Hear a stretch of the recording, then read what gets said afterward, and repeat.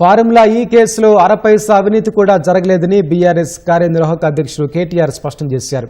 రాజ్యాంగ పరంగా ఉన్న ప్రతి హక్కును ఉపయోగించుకుంటూనే అక్రమ కేసులపై న్యాయ పోరాటం చేస్తానని తెలిపారు. క్విడ్ ప్రోకో అంటున్నారని, గ్రీన్ కో ద్వారా ఎలక్టోరల్ బాండ్లు అందుకునే పార్టీ ఉందా అని ప్రశ్నించారు. కొత్తగా మంత్రి పదవి వచ్చిన పొంగులేటి ఆగలేకపోతున్నారన్న కేటీఆర్, ఏ రియల్ ఎస్టేట్ కంపెనీ ఎవరి భూములు రాయించుకుంటున్నారో అన్ని బయటకు వస్తాయన్నారు. కాంగ్రెస్ కు బీజేపీ రక్షణ కవచంలా పనిచేస్తోందని ఆరోపించారు. ఫార్ములా ఈ రేసులో ఏసీబీ ఎఫ్ఐఆర్ ను కొట్టేయాలని వేసిన క్వాష్ పిటిషన్ కొట్టివేయడం, మంత్రుల వ్యాఖ్యలపై బీఆర్ఎస్ కార్యనిర్వాహక అధ్యక్షుడు కేటీఆర్ స్పందించారు. హైదరాబాద్ లోని నందీనగర్ నివాసం వద్ద మీడియాతో మాట్లాడారు. ఫార్ములా ఈ కేసులో అరపైసా అవినీతి జరగలేదని కేటీఆర్ పునరుద్ఘాటించారు. హైదరాబాద్ ను ప్రపంచ పటంలో నిలిపేందుకే తీసుకున్న నిర్ణయమని తెలిపారు. ఫార్ములా ఈ కేసులో హైకోర్టు విచారణ చేసుకోమని చెప్పింది తప్ప నేరం నిరూపణైనట్లు చెప్పలేదని కేటీఆర్ అన్నారు. క్వాష్ పిటిషన్ కొట్టివేస్తేనే తనకు ఉరిశిక్ష వేసినట్లు మంత్రులు సంతోషపడుతున్నారని ఎద్దేవా చేశారు. అరపైసా అవినీతి కూడా జరగలేదు, రూపాయి అవినీతి కూడా జరగలేదు.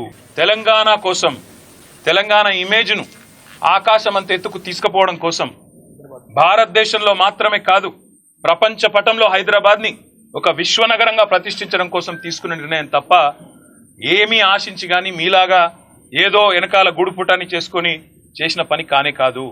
ఇక్కడ మొబిలిటీకి కేంద్రంగా భవిష్యత్తులో ఎలక్ట్రిక్ వాహనాలు ఏవైతే వస్తున్నాయో వాటన్నిటికీ ప్రధాన కేంద్రంగా హైదరాబాద్ను, తెలంగాణను తీర్చిదిద్దాలనే ఒక ఉత్కృష్టమైన ఆలోచన చేసినాం తప్ప మీలాగా నికృష్టమైన ఆలోచనలు మాకు లేవు. నిజాయితీకి ధైర్యం ఎక్కువ. తప్పకుండా నేను ముమ్మాటికి ఒక తెలంగాణ బిడ్డగా, రేషం గల్ల బిడ్డగా, ఏ తప్పు చేయని, అనా పైసా అవినీతి చేయని బిడ్డగా చెప్తా ఉన్నా. ఏ విచారణ అనేది ఎదుర్కోవడానికి నేను సిద్ధం. కాంగ్రెస్ ఆసక్తి ఫార్ములా అయితే తమ ఆసక్తి ఫార్మర్ అని కేటీఆర్ అన్నారు. గ్రీన్ కో ద్వారా ఎలక్టోరల్ బాండ్లు అందుకోని పార్టీ ఉందా అని ప్రశ్నించారు. క్విడ్ ప్రోకో అంటున్నారు, గ్రీన్ కోకు ఏమీ లబ్ధి చేకూర్చామని ప్రశ్నించారు. బీజేపీ, కాంగ్రెస్ వేరని అనుకోవడం లేదన్న కేటీఆర్ రెండు బీజేట్లని వ్యాఖ్యానించారు.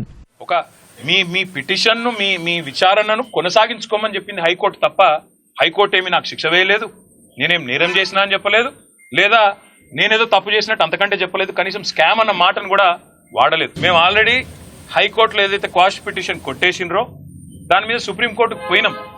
సుప్రీంకోర్టులో మ్యాటర్ ఉన్నది. ఇప్పుడు ఇక కొంతమంది మంత్రులు అయితే వాళ్ళే న్యాయమూర్తులు అయిపోతున్నారు, వాళ్ళే శిక్షలు వేస్తున్నారు, వాళ్ళే చెప్పేస్తున్నారు నెక్స్ట్ ఏం జరగబోతుంది, ఇదేమైతుంది, అదేమైతుంది.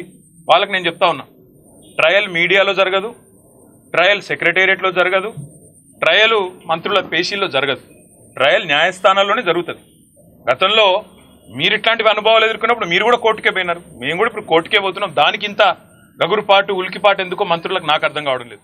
ఇది ఆరంభం మాత్రమేనని, 4 ఏళ్లలో ఇంకా చాలా కేసులు వస్తాయని, వాటిని ఎదుర్కొంటామని కేటీఆర్ తెలిపారు.